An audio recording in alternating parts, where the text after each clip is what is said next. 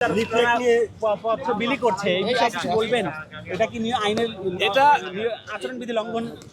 এটা এইখানে হচ্ছে প্রক্টোরিয়াল টিম আছে, একজন অ্যাসিস্ট্যান্ট প্রক্টরও আছে। হ্যাঁ, তো তারা এটা আসলে দেখবে এই বিষয়গুলো হচ্ছে আচরণবিধি লঙ্ঘন হচ্ছে কি হচ্ছে না, এটা প্রক্টোরিয়াল টিমের কাজ। আমরা তাদেরকে হেল্প করতেছি, অ্যাসিস্ট করতেছি। আমাদের যদি বলে যেভাবে বলবো সেভাবে আমরা কাজ করতেছি। হ্যাঁ, সার্বিক নিরাপত্তা ব্যবস্থা নিয়ে একটু বলবেন, আজকে কি কেমন দেখছেন? এই যে আবার শুরু হয়ে গেল। একটু যে দুই লাইন বলে দেন, 2 লাইন। সার্বিক নিরাপত্তা মানে এখানকার এখন পর্যন্ত আমরা যতটুকু আমি ঘুরে দেখেছি, সার্বিক নিরাপত্তা পরিস্থিতি এখন অনেক ভালো আছে। সবাই নির্বিঘ্নে নিশ্চিন্তে ভোট দিচ্ছে। ইনশাল্লাহ দেখা যাক, এইভাবে থাকলে সমস্যা হবে না। ইনশাল্লাহ সব কিছু ঠিকঠাক মতো আমরা সম্পন্ন করতে পারবো। সাধারণ মানুষের জন্য কি নির্দেশনা আছে, যারা এখানে ঢাকা মেডিকেল বা আশপাশে যারা জরুরি আছে তাদের জন্য কি নির্দেশনা?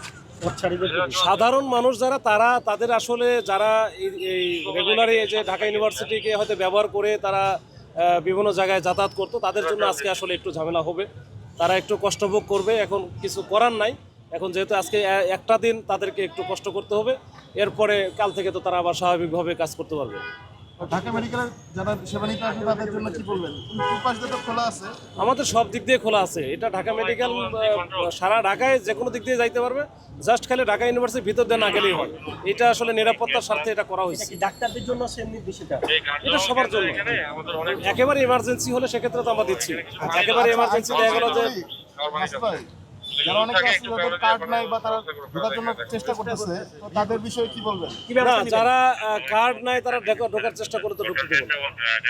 দেখলাম আমরা কপি কার্ড, যারা ভুয়া কার্ড মানে আমরা ধরেছি এবং ওইটা নিয়ে আমরা কাজও করতেছি। এটা আসলে কোথায় থেকে কেন আসলে, কোনো উদ্দেশ্য, অন্য কোনো উদ্দেশ্য আছে কিনা, বিশেষ কোনো স্বার্থন্বেষী মহলের পক্ষে কাজ করতেছে কিনা, এগুলো আমরা যাচাই বাছাই করতেছি। ঠিক আছে, কতজন পাইছেন? ধন্যবাদ ভাই। আমরা 2 জন পাইছি।